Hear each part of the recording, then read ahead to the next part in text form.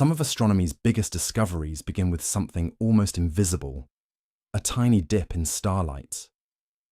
That is how many worlds beyond our solar system are found. Not by seeing the planet directly, but by watching its star. If a planet crosses in front of the star, from our point of view, the star dims by a very small amount. That dimming is called a transit. It sounds simple, but it changed our place in the universe. For most of human history, no one knew whether planets around other stars were rare, common, or even detectable. Today, astronomers have confirmed thousands of exoplanets, and the evidence suggests planets are a normal part of star systems, not an exception. A transit can reveal the size of a planet. Repeated transits can reveal how long it takes to orbit.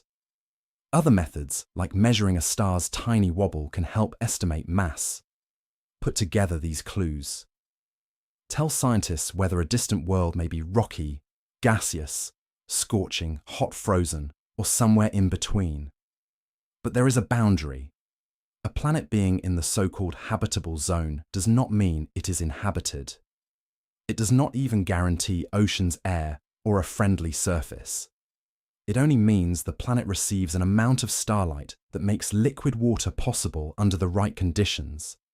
That uncertainty is not a weakness, it is the frontier.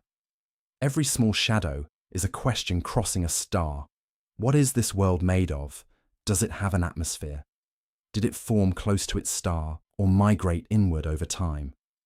The memorable part is this: a planet can be too far away to see, yet still announce itself by briefly stealing a fraction of its star's light.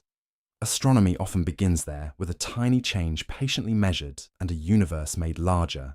There may be more matter in the universe than our telescopes can directly see. This is the idea behind dark matter.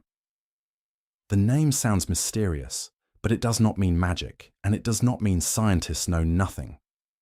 It means there appears to be matter that does not shine, does not reflect enough light to detect easily, and does not behave like ordinary gas dust stars or planets. The clue is gravity. Galaxies rotate. Clusters of galaxies bend the light of more distant objects. Large cosmic structures form over billions of years. When astronomers compare what visible matter should do with what gravity appears to be doing, the numbers do not match unless something unseen is adding extra gravitational pull. One way to imagine it is a dancer spinning while holding an invisible weight.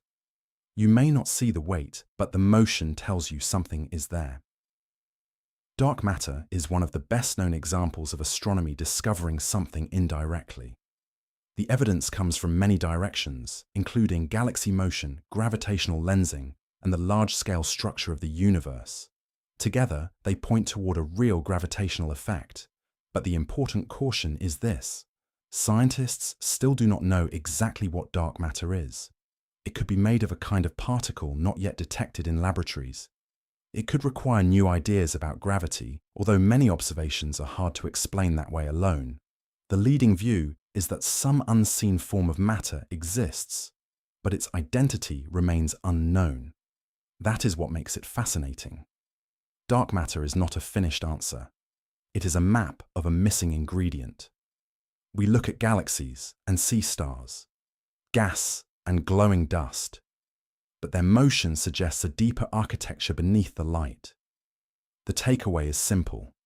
The universe is not only what shines. Sometimes the strongest evidence is the pull left behind by something hidden. A black hole is one of the clearest reminders that astronomy can discover an object by watching everything around it. A black hole is a region where gravity is so intense that past a boundary called the event horizon, light cannot escape. That does not mean black holes vacuum up the universe. From far away, their gravity behaves like the gravity of any other object with the same mass. The difference is how much mass is packed into a small region. For a long time, black holes were a prediction of physics. Today, the evidence for them comes from several independent clues. Astronomers watch stars whip around unseen objects at the centers of galaxies. They observe hot gas glowing before it falls inward. They detect gravitational waves, ripples in spacetime from black holes merging far away. Radio telescope networks have even produced images of the dark shadow around supermassive black holes surrounded by bright material. These are not all the same kind of evidence. That is why the case is so strong. Different methods, different instruments, and different environments all point toward the same strange reality. But there are still unknowns. Scientists do not fully understand what happens at the deepest interior of a black hole where current theories reach their limits.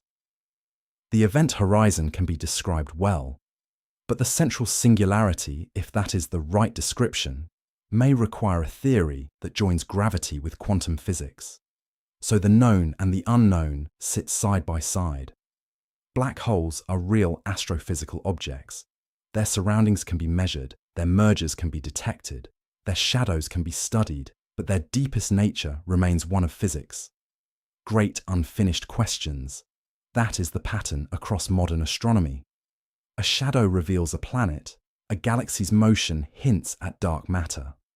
Stars and waves expose black holes. The universe often speaks indirectly. Our task is to learn its quiet language.